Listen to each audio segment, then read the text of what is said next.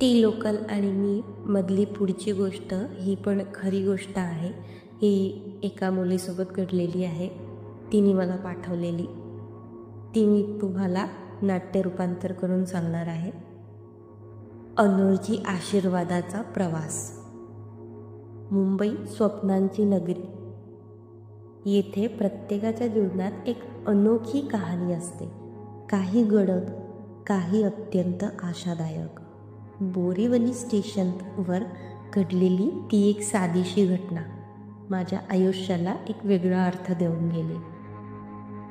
मी एक साधी, प्रेमळ स्वभावाची मुलगी राधिका. माझं आयुष्य प्रेम, स्वप्न आणि थोडकं संघर्षांनी भरलेलं होतं. माझ्या आयुष्यात नव्याने आलेला राघव समजूतदार, प्रेमळ आणि समर्पित माझ्या स्वप्नांना पंख देण्यासाठी तयार होता. त्या एका संध्याकाळी आयुष्याने दोघांनाही एक वेगळा अनुभव दिला, जे आमचं नातं अधिक खोल बनवून गेलं. संध्याकाळची घाई आणि स्टेशनवरची अनपेक्षित भेट. त्या दिवशी मी खूप घाईत होती. ऑफिसमधून सुटल्यावर मी पटकन बोरीवली स्टेशन गाठले.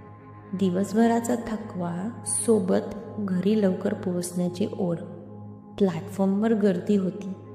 विरार ट्रेनची वाट पाहताना मी एका रिकाम्या बाकावर बसले. थोडक्यात श्वास टाकला. इतक्यात अचानक एक वयस्कर बाई माझ्या समोर येऊन थांबली. ती वयस्कर बाई अचानक मला बोलली, "बेबी उठ, मला इथे बसायचंय." ओरडून नाही बोलली, प्रेमाने बोलली. आवाजात राग नव्हता, पण एक विचित्र तडप होती. मी एक क्षणभर तिच्याकडे पाहिलं. तिचे कपडे फाटके, मळकटलेले, केस विस्कटलेले, हातात एक छोटंसं गाठोडं आणि एक छोटीशी बॅग, आणि त्या बॅगमध्ये फक्त पाण्याच्या बॉटला भरलेल्या होत्या. मला आधी क्षणभर वाईट वाटलं की मला का उठवलं हिने, पण लगेच काहीतरी वेगळं जाणवलं.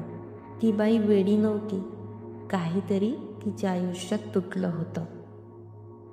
मी गप्प बसली. तिने उठायला सांगितलं. मी उठली आणि दुसऱ्या बाकावर जाऊन बसली. ओरडल्यावरही तिचा राग आला नाही.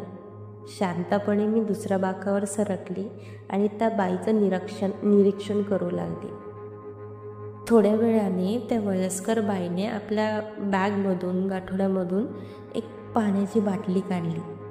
तिने ती संपूर्ण